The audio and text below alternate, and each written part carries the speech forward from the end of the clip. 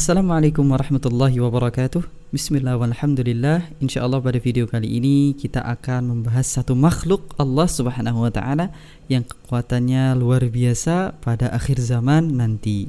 Siapakah itu? Ayo. Yang jelas kalian sudah tahu karena kalian lihat judulnya ya kan. Dia adalah Al-Masih Ad-Dajjal, atau bisa disebut juga Al-Masih Ad-Dajjal, atau juga bisa disebut Ad-Dajjal. Ya pokoknya Dajjal lah, ya gitulah. Di hadapan saya sudah ada buku yang membahas tentang hadis berkaitan tentang Ad-Dajjal ini, kekuatannya luar biasa dan ciri-cirinya juga, dan juga betapa paniknya para sahabat mendengar Dajjal ini. Ya. Dan ini lumayan panjang mungkin. Jadi kalian sabar dan nikmati saja podcast ini ya kan. Bismillah. Langsung aja kita baca ya daripada berbasa-basi. Langsung. Pada suatu hari Rasulullah SAW menjelaskan tentang Dajjal. Sesekali beliau merendahkan suaranya dan sesekali meninggikan suaranya, sehingga kami menyangka Dajjal itu sedang bersembunyi di balik sekelompok pohon kurma. Ketika kami pergi kepada beliau, maka beliau tahu ada sesuatu pada pikiran kami. Maka beliau SAW bertanya, "Ada apa dengan kalian?" Kami menjawab, "Wahai Rasulullah, tadi pagi engkau telah menjelaskan tentang Dajjal. Engkau meninggikan dan juga mengeraskan suara, hingga seolah kami menyangka Dajjal itu berada di balik pepohonan kurma." Maka beliau SAW bersabda, "Bukan Dajjal yang membuat aku takut atas kalian. Apabila ia keluar atau muncul dan aku bersama kalian, maka akulah yang akan melawannya untuk membela kalian." Masya Allah, ini adalah tanda kasih sayang Rasulullah SAW terhadap umatnya ya. Masya Allah. Lanjut. Kata Rasulullah, "Tetapi apabila ia keluar sedangkan aku tidak ada bersama kalian, maka setiap orang membela dirinya sendiri-sendiri, sedangkan Allah menjadi pelindung setiap muslim. Sungguh Dajjal adalah seorang pemuda yang berambut keriting dan buta sebelah, seakan-akan aku menyerupakannya dengan Abdul Uzza bin Qatan. Barang siapa di antara kalian yang bertemu dengannya," yang dimaksud dengannya di sini adalah Dajjal tersebut, "maka bacakanlah kepadanya awal-awal surah Al-Kahfi."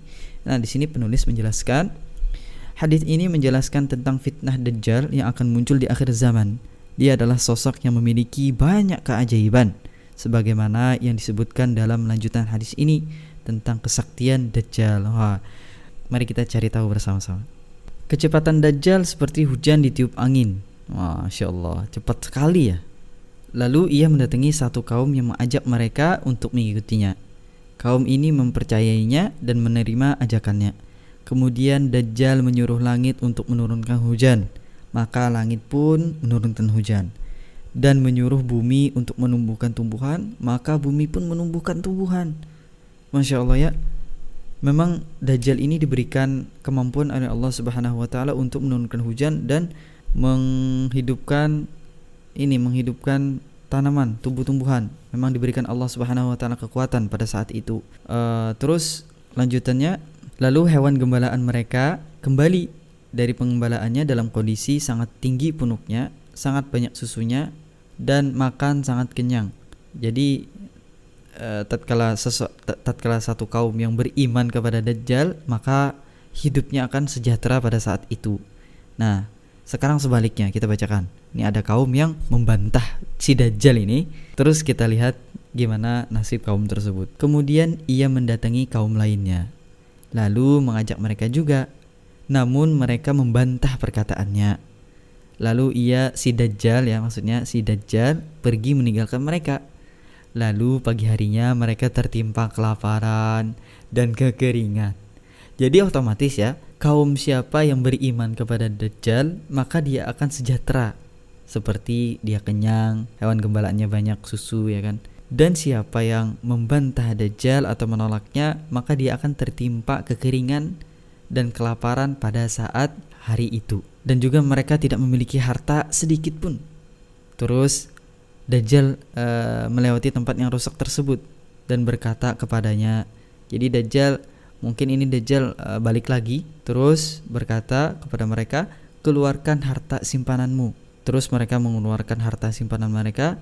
Terus mereka mengikuti Dajjal seperti lebah-lebah yang mengikuti ratunya. Masya Allah. Jadi banyak sekali nanti yang ngikut sama si Dajjal ini, Ya gimana nggak banyak coba? Kalau kita beriman kepada Dajjal, maka kita akan sejahtera pada saat itu.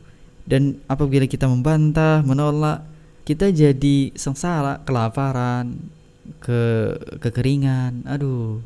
Jadi itu cuman iman yang bisa mengokohkan pada hari itu ya. Cuman iman saja. Itu ujiannya berat loh. Terus ini penulis menambahkan, oleh karenanya sebagian ulama menyebutkan alasan kita dianjurkan di setiap sholat untuk berlindung diri dari Dajjal adalah sebagaimana yang dijelaskan dalam hadis Abu Hurairah radhiyallahu anhu. Qala Rasulullah sallallahu alaihi wasallam, "Idza tashahhada ahadukum falyasta'idz billahi min arba'in." Yaqulu, "Allahumma inni a'udzu bika min 'adzabi jahannam wa min 'adzabil qabr wa min fitnatil mahya wal mamat wa min syarri fitnatil masiihid dajjal." Rasulullah sallallahu alaihi wasallam bersabda, jika salah seorang dari kalian bertasyahud, maka berlindunglah kepada Allah dari 4 hal dengan mengatakan, "Ya Allah, sesungguhnya aku berlindung kepadamu dari siksa kubur, dari azab neraka, dari fitnah kehidupan dan sesudah mati, dan dari fitnah al-masih ad-dajjal." Hal ini disebabkan karena dajjal-dajjal kecil sudah muncul, seperti dukun-dukun penipu yang kesaktiannya hanya sedikit, namun sudah membuat banyak orang terbedaya. Betul ya, jadi kayak dukun-dukun, tukang ramal ya, kesaktiannya itu gak ada apa-apa dibandingkan dajjal sebenarnya. Tetapi banyak orang yang terberdaya dengan dajjal-dajjal kecil. Terus di sini, bagaimana lagi jika yang muncul adalah dajjal beneran, yaitu dajjal besar di akhir zaman dengan kesaktiannya yang luar biasa. Waduh. Maka Nabi SAW ketika berbicara tentang Dajjal, beliau mengajarkan untuk membaca awal-awal surah Al-Kahfi. Dari Abu Darda radhiyallahu anhu, Rasulullah SAW bersabda, "Man hafidha 10 ayatin min awwali suratil kahfi usima minad dajjal." Barang siapa hafal 10 ayat pertama dari surah Al-Kahfi, maka ia akan dijaga atau dilindungi dari Dajjal. Jadi baca-baca surah Al-Kahfi, dengan sebab tersebut Allah akan menjaga kita dan melindungi kita dari Ad-Dajjal tersebut. 10 ayat saja. Alhamdulillahilladzi anzala ala 'abdihi al-kitaba wa lam yaj'al lahu 'iwajan.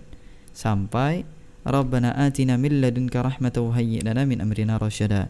Semoga video ini bermanfaat dan menambah iman kita terhadap hari akhir. Jadi kita tutup video ini dengan mengucapkan doa kafaratul majlis. Subhanakallahumma wa bihamdik asyhadu an la ilaha illa ant astaghfiruka wa atubu ilaik. Assalamualaikum warahmatullahi wabarakatuh.